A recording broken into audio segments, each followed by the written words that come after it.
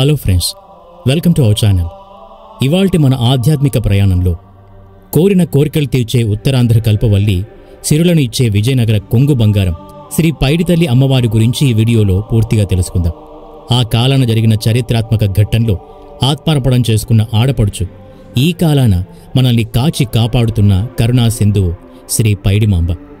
ఆ అమ్మ కథ వింటూ ఉంటేనే మన శరీరం రోమాంచితమవుతుంది. ఆ విషాద ఘట్టం మన కంట నీరు తెప్పిస్తుంది. మన కష్టాల్ని కడతెరిచే ఆ తల్లి కథలో జరిగిన విషాదానికి కారణమేంటి? ఆ చల్లని తల్లి పాదాలకు నమస్కరిస్తూ ఆ అమ్మ కథ చెప్పుకుందాం.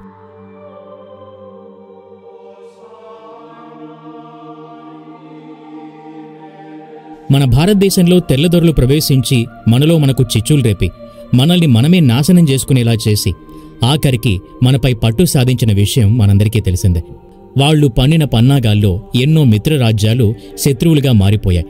ఒకరినొకరు చంపుకొని ఆఖరికి తమ రాజ్యాల్ని విదేశీ పర్యాటకులకు అప్పగించేశారు. అలాంటి ఉదంతమే ఒకప్పుడు ఉత్తరాంధ్రలో వెలుగు చూసింది. దాదాపు 270 సంవత్సరాల క్రితం ఫ్రెంచ్ సైన్యాధికారి బుస్సీ వేసిన పన్నాగంలో ఉత్తరాంధ్రను పాలించే 2 రాజ్యాల రాజులు చిక్కుకున్నారు. తద్వారా ఉత్తరాంధ్రలో బొబ్బిలి యుద్ధం నెలకొంది. 1757 జనవరి 23న జరిగిన ఈ యుద్ధంలో బొబ్బిలి రాజైన తాండ్ర పాపారాయుడు, అలాగే విజయనగర సంస్థానాధిపతి పెద్ద విజయరామరాజుకు జరిగిన పోరులో ఓటంపాలైన పెద్ద విజయరామరాజు గారి చెల్లెలే మన పైడితల్లమ్మ. ఇక ఆమె గురించి పూర్తిగా తెలుసుకుందాం. పైడితల్లి విజయనగరాన్ని పాలించే రాజుల ఇంట పుట్టిన బంగారు ముద్దుబిడ్డ. చిన్ననాటి నుండే ఆమెకు అమ్మవారు అంటే అపారమైన భక్తి శ్రద్ధలు.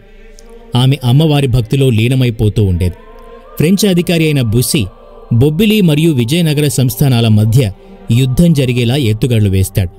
దీంతో విజయనగర సంస్థానాన్ని పరిపాలించే పెద్ద విజయరామరాజుగారు బొబ్బిలి రాజైన తాండ్ర పాపారాయుడి మీద యుద్ధానికి సిద్ధమవుతాడు. దైవాంశ సంభూతురాలైన తన చెల్లెలు పైడిమాంబ వద్దని ఎంత వారించినా వినకుండా ఆంధ్ర గారయ్య మరియు బుస్సీ సహాయ సహకారాలతో పెద్ద విజయరామరాజుగారు బొబ్బిలి వైపు యుద్ధానికి బయలుదేరుతారు. ఇలా ఉండగా ఆ రోజు ఆమె అమ్మవారికి పూజ చేసుకుని ఆ తల్లి ధ్యానంలో నిమగ్నమై ఉండగా ఆ ఆదిపరాశక్తి ఆమెకు బుస్సీ వేసిన పన్నాగ గురించి పూర్తిగా తెలిపి ఆ యుద్ధంలో పాల్గొంటే తన అన్న మరణిస్తాడు అన్న విషయాన్ని చెప్పి ఆమెను అప్రమత్తం చేస్తుంది. దీంతో కన్నీరు మున్నీరైన ఆ చిట్టి తల్లి తన అన్నయ్యను ఎలాగైనా ఈ యుద్ధం చేయకుండా ఆపడానికి ఒప్పించదలచి తన సహాయకుణ్ణి తీసుకుని గుర్రబగ్గీపై యుద్ధరంగానికి బయలుదేరుతుంది. కాని అప్పటికే జరగాల్సిన విషాదం జరిగిపోతుంది. దురదృష్టవశాత్తు ఆమె కోటకు చేరుకునే దారిలో పెద్ద చెరువుని ఆనుకుని ఉన్న వనంతోట వద్దనే తన అన్నయ్య పెద్ద విజయరామరాజు తాండ్ర పాపారాయుడు చేతిలో వీర మరణాన్ని పొందిన వార్త ఆమెకు తెలుస్తుంది. ఈ విషయాన్ని తెలుసుకున్న ఆమె సొమ్మసిల్లిపోతుంది. పైడిమాంబ తన అన్న మరణాన్ని సహించలేకపోతుంది. తన అన్నలేని జీవితం తనకొద్దనుకుంటుంది. వెంటనే ఆ పట్టణానికి పశ్చిమాన ఉన్న పెద్ద చెరువులోనికి దూకి ఆత్మార్పణం చేసుకుంటుంది. అలా ఆ అమ్మ ముగ్గురమ్మల మూలపుటమ్మలో లీనమైపోతుంది. అప్పట్నుండే ఈ విషాద ఘటనలో ఆధ్యాత్మిక కోణం సంతరించుకుంటుంది.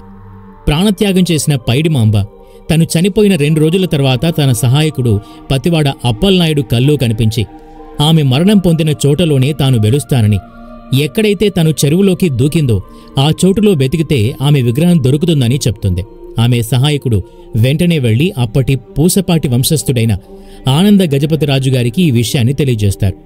వెంటనే ఆనంద గజపతిరాజుగారు తన బృందంతో పాటు వెళ్లి అమ్మవారు తన కలలో ఎలా చెప్పిందో అలాగే పెద్ద చెరువులో వెతికి చూడగా అమ్మవారి విగ్రహం బయటపడుతుంది.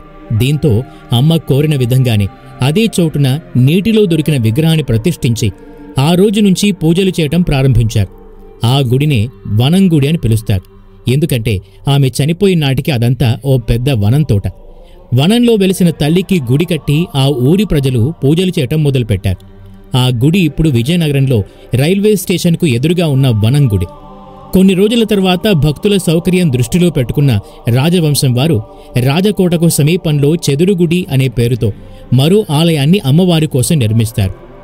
ఈ గుడిలో ఆ అమ్మవారి మూల విరాట్టుకు 6 నెలలపాటు అర్చన అర్పిస్తారు గుడి పూజారులు. ఈ గుడిలోనే అమ్మవారికి విశిష్టమైన పూజలు ప్రతినిత్యం జరుగుతూ ఉంటాయి. పైడితల్లి అమ్మవారి ఆరాధనలో భాగంగా ప్రతి ఏటా విజయదశమి తర్వాత వచ్చే మొదటి మంగళవారాన ఆమెకు ఘనంగా సంబరం జరపటం ఆనవాయితీగా వస్తోంది. సంబరంలో భాగమైన సిరిమానోత్సవం చూపరుల్ని ఆకట్టుకుంటుంది.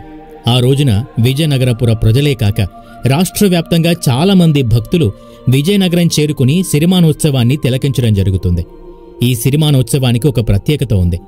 50 అడుగులకు పైగా పొడవున్న ఓ చింత చెట్టును సిరిమానుగా తయారు చేసి పైభాగాన ఓ కుర్చీని కట్టి దానిపై ఆ గుడి పూజారిని కూర్చోబెడతారు.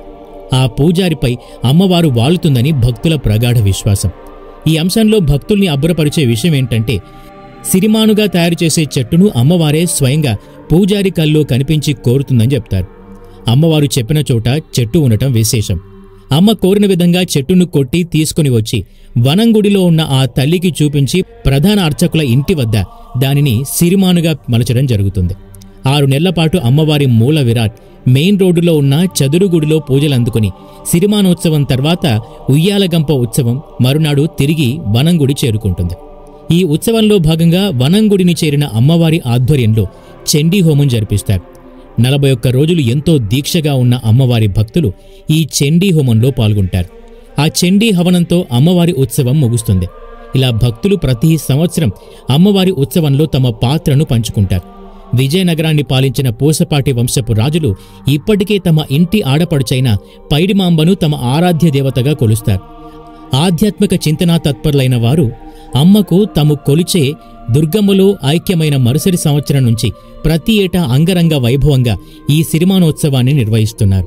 ఆ పైడి తల్లమ్మ భక్తులకు కొంగు బంగారమై కులమత జాతి భేదాలు లేకుండా అందరినీ తన చల్లని వీక్షణతో చూస్తుంది.